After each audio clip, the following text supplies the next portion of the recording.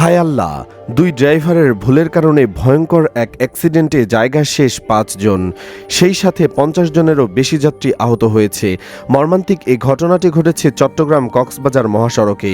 খবর নিয়ে জানা গেছে, লোহাগাড়া উপজেলার চুন্তি ইউনিয়নে মার্সা পরিবহনের দুটি যাত্রীবাহী বাসের সংঘর্ষে অন্তত ৫ জন নিহত হয়েছেন। এ ঘটনায় আরও অন্তত ৫০ জন গুরুতর আহত হয়েছেন। বেলা ১১টার দিকে চট্টগ্রাম কক্সবাজার মহাসড়কের চুন্তি ইউনিয়নের হোটেল ফোর সিজনের সামনে এ দুর্ঘটনা ঘটে। বিষয়টি নিশ্চিত করেছেন লোহাগাড়া থানার ওসি মোহাম্মদ আবদুল্লাহ। পুলিশ ও প্রত্যক্ষদর্শীরা জানান, চট্টগ্রামগামী একটি মার্সা পরিবহনের বাসের সঙ্গে কক্সবাজারগামী একই কোম্পানির আরেকটি বাসের সংঘর্ষ হয়।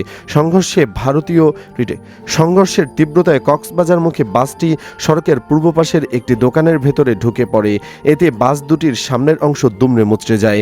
দুর্ঘটনার পর স্থানীয় লোকজন উদ্ধার অভিযান চালিয়ে ঘটনাস্থল থেকে এক নারীর মরদেহ উদ্ধার করেন। লোহাগাড়া ফায়ার সার্ভিসের স্টেশনের ইনচার্জ ফিরোজ খান জানান, প্রত্যক্ষদর্শীদের ভাষ্যমতে চলন্ত অবস্থায় দুই বাসের চালক একে অপরের সঙ্গে কথা বলার চেষ্টা করলে নিয়ন্ত্রণ হারিয়ে বাস দুটি সংঘর্ষে জড়িয়ে পড়ে। পরে বাস দুটি সড়কের পাশে গাছের সঙ্গে সজোরে ধাক্কা খায়। এতে ঘটনাস্থলে এক নারী যাত্রী নিহত হন।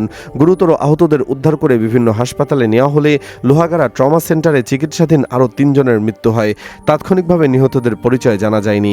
দুর্ঘটনার পর চট্টগ্রাম কক্সবাজার মহাসড়কে দীর্ঘ যানজটের সৃষ্টি হয়। সড়কের দুই পাশে কয়েক কিলোমিটার এলাকায় যানবাহন আটকা পড়ে। পরে পুলিশ ঘটনাস্থলে পৌঁছে দুর্ঘটনা কবলিত বাস দুটি সরিয়ে নিলে যান চলাচল স্বাভাবিক হয়। দোহাজারী হাইওয়ে থানার ওসি সালাহউদ্দিন চৌধুরী জানান, আহতদের দ্রুত হাসপাতালে পাঠানো হয়েছে।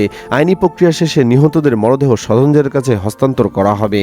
এ বিষয়ে জানতে চাইলে লোহাগাড়া ফায়ার সার্ভিসের স্টেশন কর্মকর্তা ফিরোজ খান বলেন, দুর্ঘটনার খবর পেয়ে আমরা ঘটনাস্থলে গিয়ে একটি মরদেহ উদ্ধার করি।